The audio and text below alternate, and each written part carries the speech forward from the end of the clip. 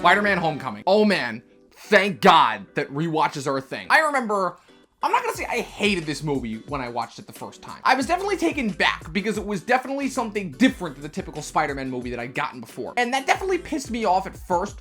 But after rewatching it, I gotta say, this is a really enjoyable movie. The thing I liked about a lot of the Phase 3 movies is that they were really able to pull back and go a lot lighter and a lot funnier. It worked for some, it didn't necessarily work the best for others. And I will admit, again, it's difficult coming into this, taking it from a perspective of going to Spider-Man used to be the most relatable Marvel character, so now he's basically Tony Stark's whipping boy. But I think it's a few things in this movie that give that the advantage.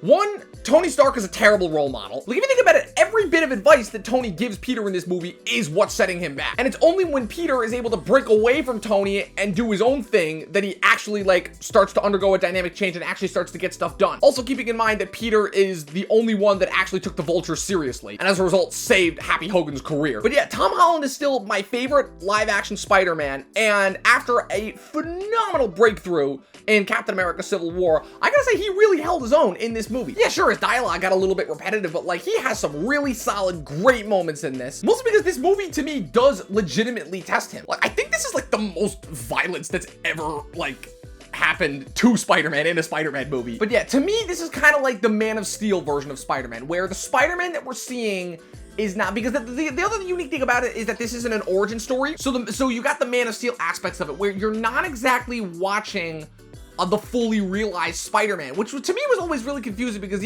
yeah, obviously you have the traditional origin movie where he becomes Spider-Man by the end of the first origin movie. But this isn't an origin movie, so it has the unique advantage of being able to take it in a kind of a different direction. And yeah, it is indeed a coming of age movie, and I think it actually does a really good job of adapting like typical like modern day kids. Yeah, of course, there's a few elements that don't work, as there are. Like Tony Revolori's Flash Thompson, really? That's a bully?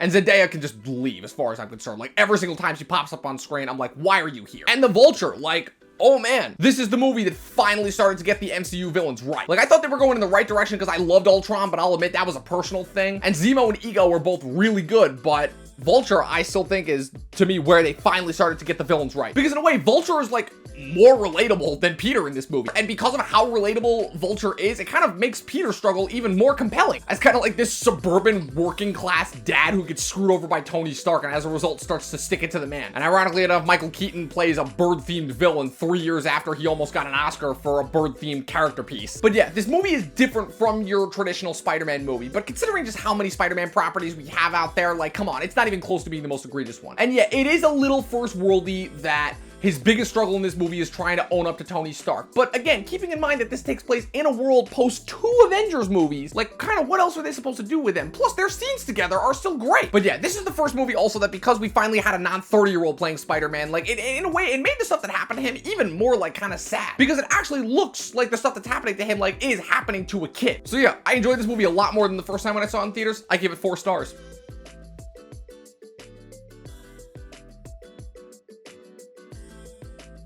The Incredible Hulk. I really enjoyed this movie. And looking back, especially given all the people who have done like their MCU rewatches, I still have no idea why so many people don't like this movie. It is a great Hulk movie. Like, if you want to just talk about just nailing the idea of who the character of the Hulk is and what he stands for, then like look no further than this movie. Almost to the point where this movie is such a great homage to what many people at the time considered to be the pinnacle of Incredible Hulk content, that being the Bill Bixby, Lou Ferrigno show from the 60s. It was the second movie coming out of the gate. It was only a few months after the first Iron Man. And like, this was at the point where like nobody even knew what the MCU or like the fact of like what even a cinematic universe was or could be. So again, like just the fact that this worked as a movie in general was amazing. And it's also honestly kind of hilarious and astounding too, how like this is like better than like kind of most of the big MCU movies that everybody loves. And like everyone thinks that this movie was kind of retconned out of existence, that this is kind of the bastard stepchild that the MCU decided to forget. And it kind of is. But if you look at it, like, I'm looking at the way that Joss Whedon was directing Mark Ruffalo for that first Avengers movie, and I could tell like there was a lot of attention of detail that was paid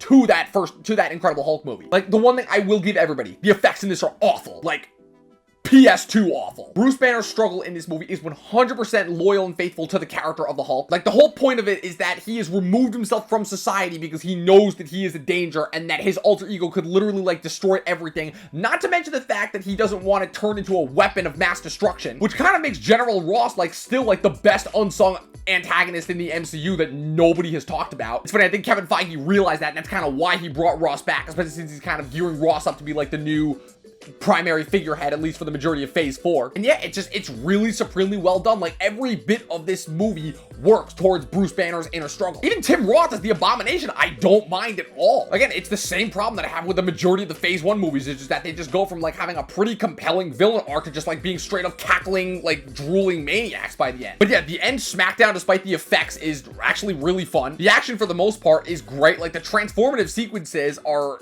impeccable. Yeah, this is a really good movie. I think my only nitpick, and bear with me for this right here, my only nitpick that I'm going to say that isn't a legitimate problem is that I like Ed Norton in the movie. He does a very, very good job playing, you know, that subdued, constantly having to be calm, but always feeling like he's going to have something that explodes through his demeanor. But I kept looking at him and being like, okay, I don't know if this is hindsight, but I'm looking at him and I'm imagining Mark Ruffalo in that part saying his lines under that direction.